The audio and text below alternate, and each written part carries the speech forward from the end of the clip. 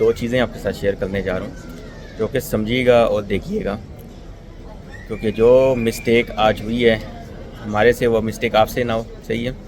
آج میری فیملی آ رہی تھی تو ایک چھوٹا سا انسیڈنٹ بول لیں یا ٹائم کے وقت کی پابندی کا نہ بولنا سمجھ لیں، جس کی وجہ سے کہہ سکتے ہیں کہ فلائٹ کی مسنگ ہوئی ہے. اور یہ مسئلہ اس لیے یہ سب بتانے کا مقصد یہ ویڈیو بنانے کا ہے کہ اکثر آپ کی فیملیاں بھی آ رہی ہوتی ہیں پاکستان سے، یو اے انڈیا سے یو اے کے لیے.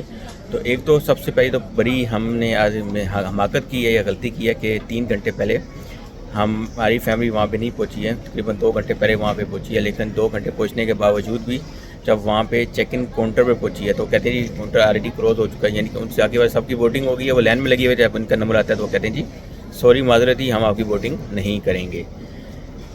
وقتی طور پر تو تھوڑی ٹینشن پریشانی بنی ہے، لیکن پھر مسئلے مسائل جو ہوتے ہیں وہ حل ہو ہی جاتے ہیں. لیکن آپ کو بتانے کا مقصد یہی ہے کہ کبھی بھی اگر آپ کی بھی اسپیشلی انٹرنیشنل ایئر لائن ہے، جو میں نے آج ایک چیز سیکھی ہے آپ کے ساتھ شیئر کر رہا ہوں کہ آپ نے منیمم 4 گھنٹے پہلے وہاں پہ پہنچنا ہے. ایز پر میں آپ کو مشورہ دے رہا ہوں، کیونکہ 1 گھنٹہ پہلے اگر فلائٹ فرض میں 1 بجے کی ہے تو 12 بجے وہ چیک ان کلوز کر دیتے ہیں.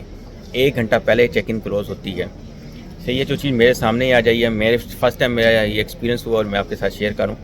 آپ کی کوئی فیملی آ رہی ہے صحیح ہے تو احتیاط کیجیے گا، یا آپ کا کوئی بھائی دوست عزیز آ رہا ہے تو اس کو منیمم بولیے گا کہ 4 گھنٹے پہلے ایئرپورٹ ہو جائیں. تو ہمارا تو ہونا تھا نقصان ہوا ہے، لیکن آپ کم سے کم نقصان سے بچ جائیں ان فیوچر. Okay G.